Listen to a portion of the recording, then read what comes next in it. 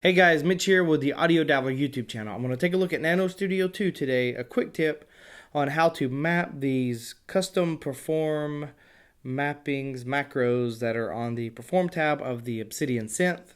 I was thinking it was, whenever I initially looked, I was like, oh, I ain't got to fool with figuring out how to do that because I'm sure it's just a little hamburger icon here and just tap, but that's not the case. It's a little buried, but it's not. So stick around, and at the end of the video, I'm going to tell you how you can win a copy of Nanostudio 2. So stay tuned.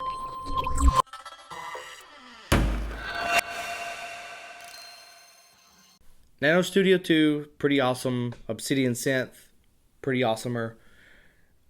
And it's got these perform knobs at the top on the perform screen. After you select your patch, you can go to the perform tab and you've got all these controls, which are really good. They're like macro controls if you're familiar with any other DAW or something. Beatmaker 3 has some macro controls where you can start assigning different parameters of the patch in there so that they're quick access. So this is what these are. These are just quick access. But sometimes I want to have physical knobs and controllers, especially when you're playing. You want to be able to control things. And I already have them mapped. Because, just a simple strum.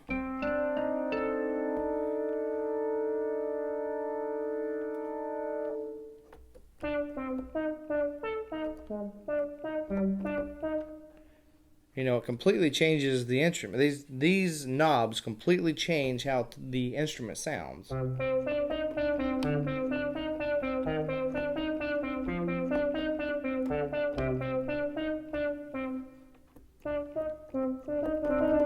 if you've got quick access to them on the controller that you're using, you're not having to reach over here or here. You just kind of are already there on your controller. Makes things a lot easier. And so let's dive in and actually figure out how to do this.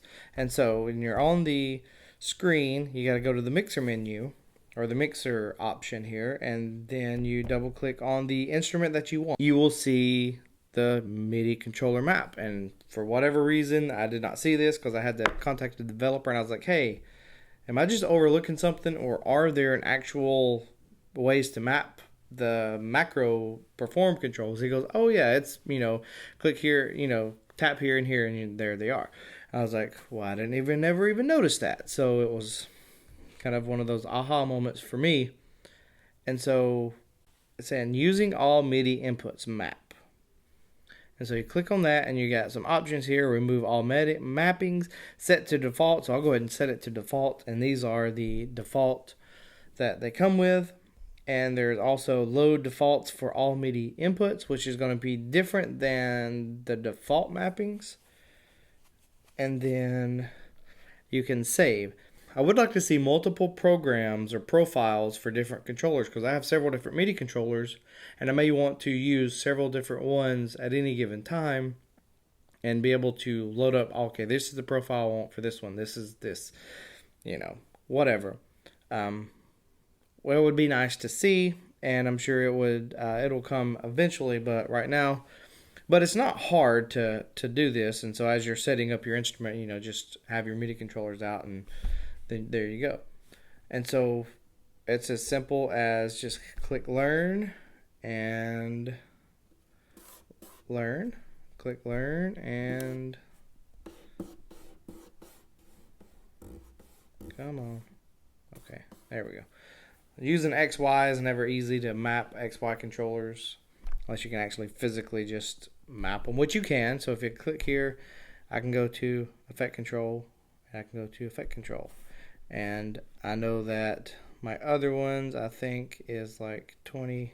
So if I learn this, 24. Okay. So you can actually go in and select the ones that you want. Now once you have everything selected, then you can hit save as defaults for all MIDI inputs. I'm not going to do that because I've already done this before. But what it'll do, it'll replace that file that the all MIDI inputs are using. And what that's going to be handy for is if I go to this Obsidian patch right here, I am controlling all of those, and if I switch over to the next one, I am controlling all of those without affecting these. I'll turn the amp all the way up, go over, mess with this thumb, turn it down, and then boom, amp attack is still there. And so it's really good if you switching back and forth between instruments, recording one thing at a time. It's really handy for that.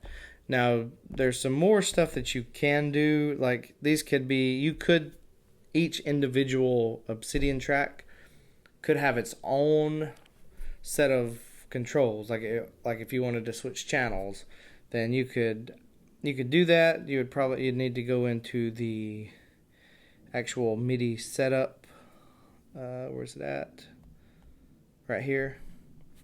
The track outputs, track inputs, and you'd need to go to a certain channel, and then you could map directly into it, and it would be individual. But for just easy purposes, this right here, just change your tracks. Now in another video I will show you how to be able to use and play with one keyboard several different instruments at the same time, which that's good fun. And last thing is, if you go to audio effects on a track and you add in like a reverb,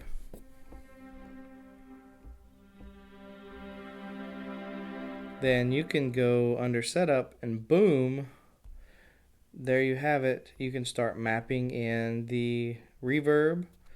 If you go into and add in another one, let's add in like stereo filter.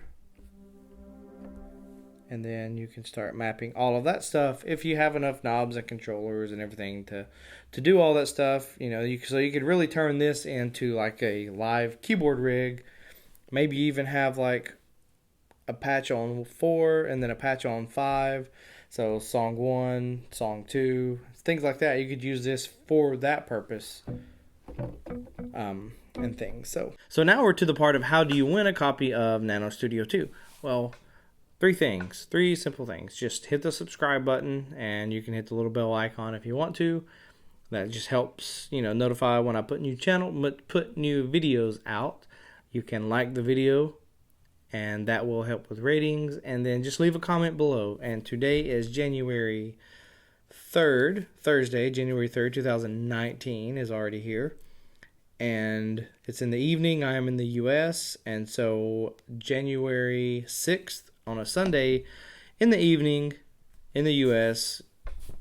Eastern time, sometime in that evening, I will post another video to where I pick a name and you will win a code for Nanostudio 2. So, all right, thanks for watching, guys. I hope this was helpful, and good luck in winning a copy.